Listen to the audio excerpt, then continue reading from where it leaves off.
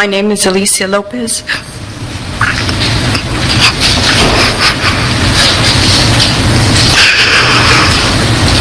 And I'm the proud mother of United States Marine Corps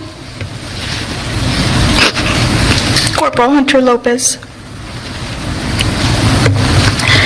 I would first like to start off by speaking of my son.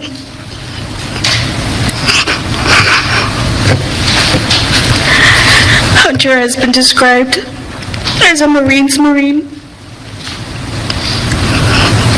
He knew he had to be prepared physically, mentally, and tactically.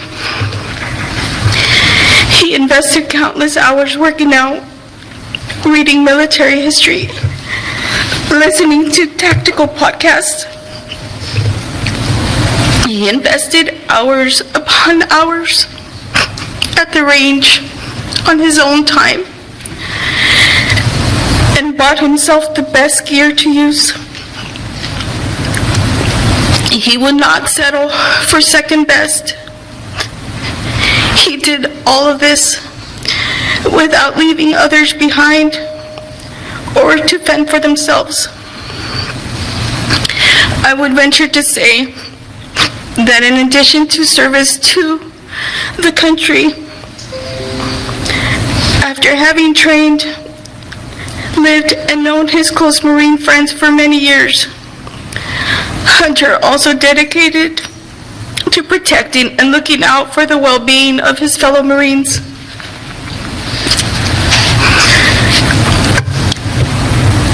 Second, I would like to thank everyone who has made this endeavor possible and given all our families a voice.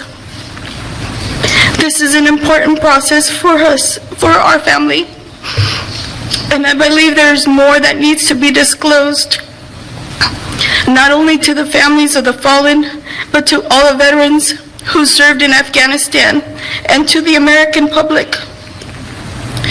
To say it's time to move on and there's nothing more to be said as to the planning and the execution of how our country wrapped a 2-decade war is an insult to all of us. Some may ask why we are just coming forward now. And although there is no singular answer, reasons include patience for the system to work. The military asked we allow them time to gather information, evidence, time to conduct interviews, and generally find answers to questions my family had. Another reason is faith. Faith that the right thing would be done and the answers to tough questions we had would be answered. Some answers were provided. However, as time went on, the answers provided were overshadowed by new information and testimony, only sparking more questions, doubts, and concerns.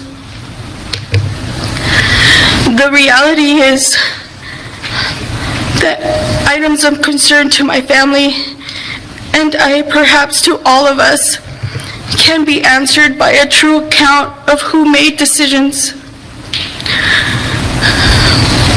who did or did not, what advice was provided, and why or why not was it not followed. I have no illusion that anyone will be prosecuted or terminated for ignoring intelligence or making bad decisions, not even for lying. To all our Gold Star families, this outcome is sad, but it is what we have to come to expect from a system that would prefer to hold secrets for decades and beyond until someone finally has the decency to unseal classified information that would bring solace to grieving families and answers to so many questions and concerns.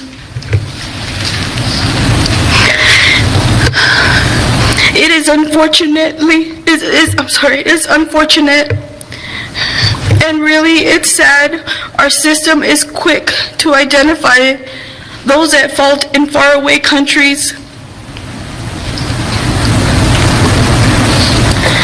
But yet, we are challenged to evaluate ourselves. We shy away from compromising careers of high-ranking officials, book deals, and future lucrative public speaking engagements.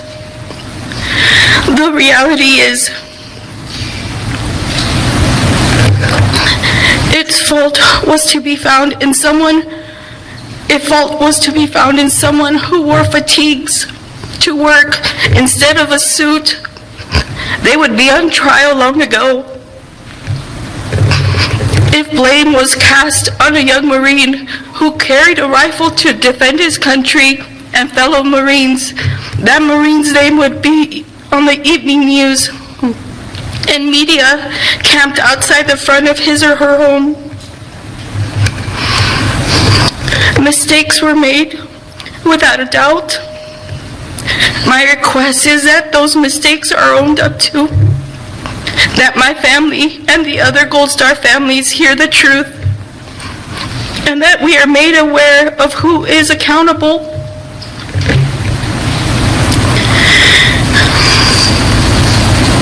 We do not want a partial truth or truth told in a book release or when information is declassified 20, 30, or 40 years from now. As Americans, we want this truth. As Gold Star families, we deserve the truth. We deserved it 2 years ago, and we definitely deserve it today. I ask that our children are honored, those injured, and those that made it home from HKIA.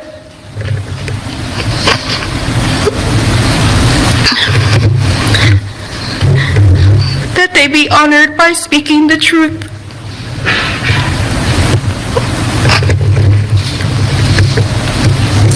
Staff Sergeant Taylor Hoover, Sergeant Nicole G.,